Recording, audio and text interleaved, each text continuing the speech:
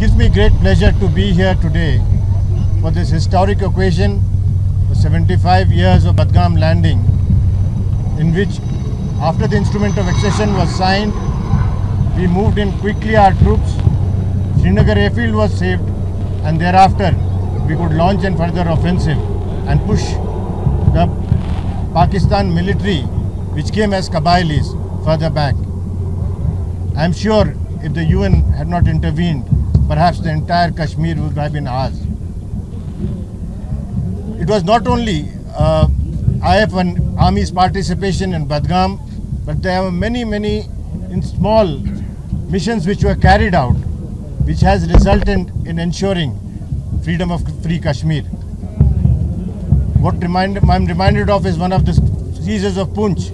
People who had come from Pakistan, who had migrated from Pakistan, they built an airstrip at Poonch in 7 days and without much of mechanical support, and which had resulted in our aircraft landing in Poonch and saving entire Poonch, an entire area which is other side of Banihal and Pir Panjal.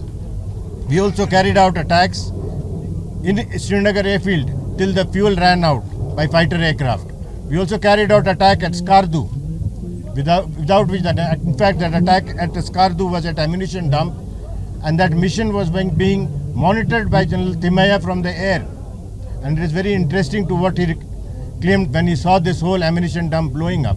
We also activated Leh during that period by Meher Singh, and all these activities which were carried out by Indian Air Force and Army actually has resulted in ensuring the freedom of this part of Kashmir. And I am sure someday the Pakistan occupied Kashmir will also join this part of Kashmir, and we will have a whole of Kashmir in years to come. Thank you and Jai Hind.